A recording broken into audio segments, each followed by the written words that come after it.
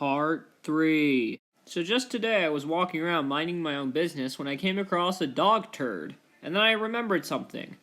Oh yeah, I was supposed to finish my... Thunder, feel the thunder, lightning and the thunder.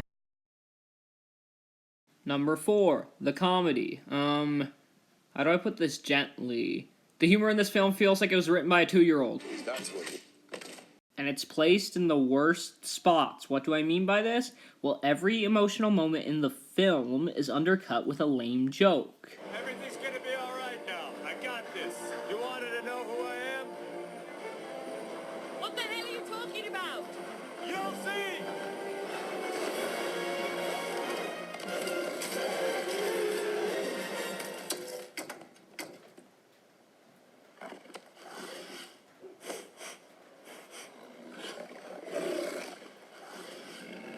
And I'm not exaggerating, it's every emotional moment. If you're gonna make a good comedy, you need to know where to put your jokes, or else it will become predictable, repetitive, and boring.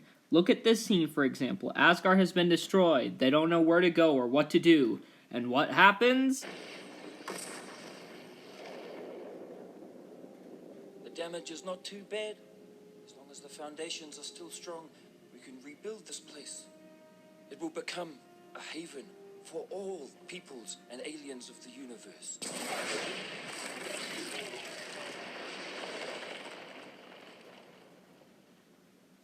Those foundations are gone. Sorry. They make a joke. This is supposed to be their home. They should be devastated, but nope. We have to get rid of that emotion stuff to get a quick laugh out loud for the audience.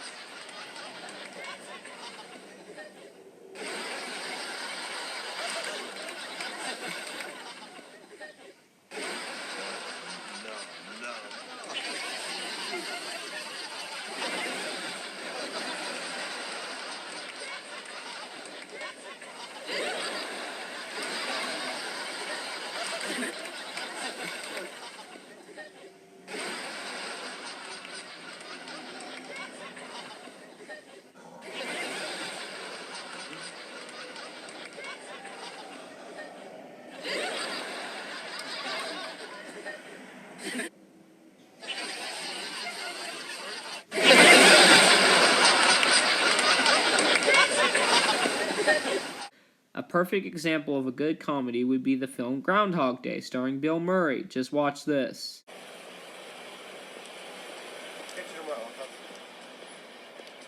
Hey! Phil? Phil? Hey! Phil Connors, man! This is funny because it's unexpected and unusual. Now just ask anyone you know about why they like Thor Ragnarok.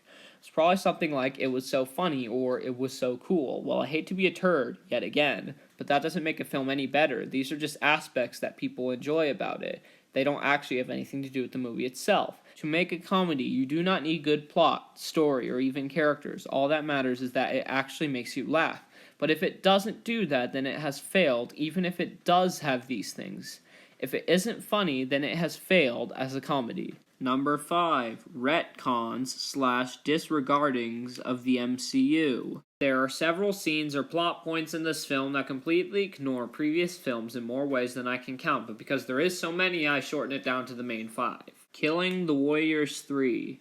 The Warriors 3 are some of Thor's oldest and greatest friends. They were right there beside him during his coronation and his mother's funeral. You would think that if one of them died, he would be devastated. Nope. They are never mentioned again after they die.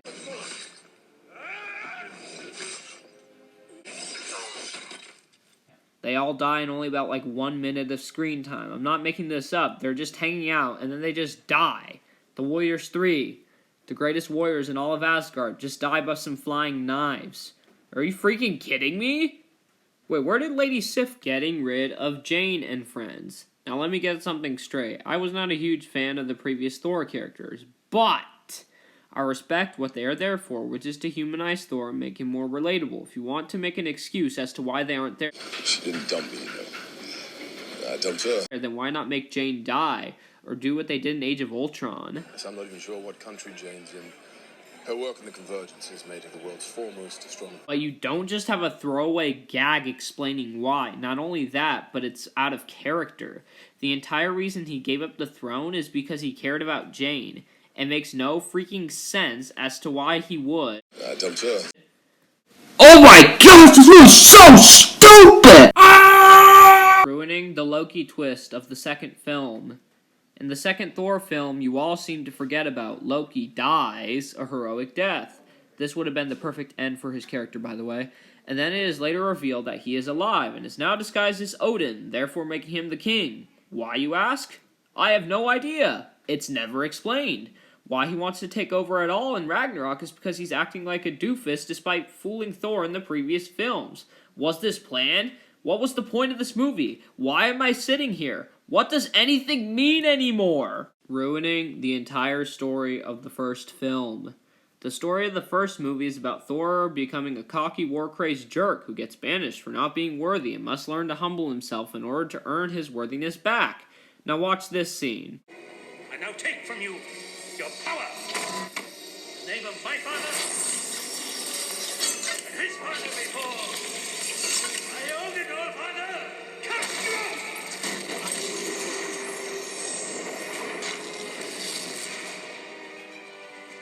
Whosoever holds this hammer, if he be worthy, shall possess the bowl of Thor. If he be worthy, shall possess the bowl of Thor. Shall possess the bowl of Thor. Shall possess the bowl of Thor. Notice how Odin says, If he be worthy, shall possess the bowl of Thor.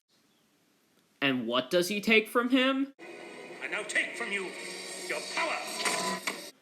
And then watch this. I own it, all father. Cast you out!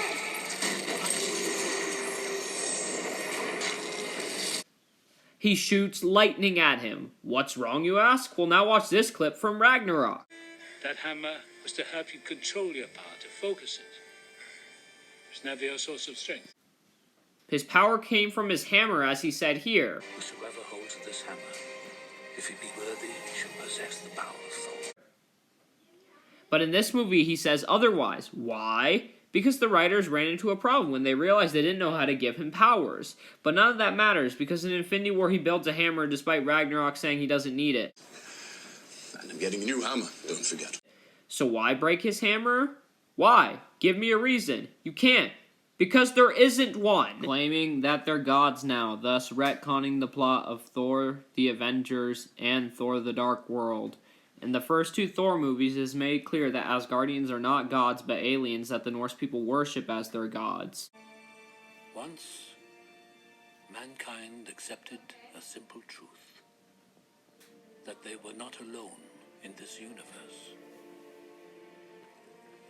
Some worlds man believed to be home to their gods.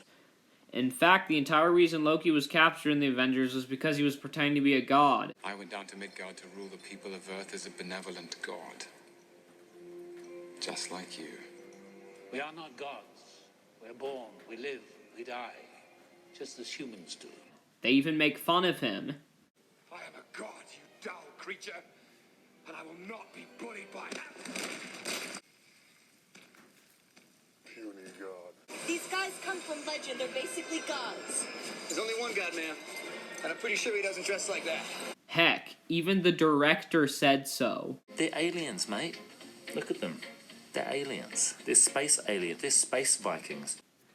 So why in the actual cuss do they call themselves gods all of a sudden? Because Taika Waititi has never read a comic or seen any of the movies. Don't believe me? Just check this out.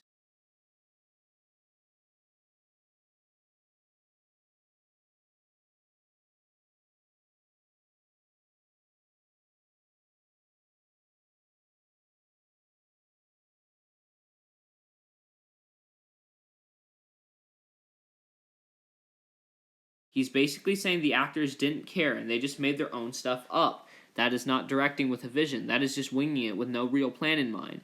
So what is the point of making a movie if you don't even care? The answer is clear. There isn't one.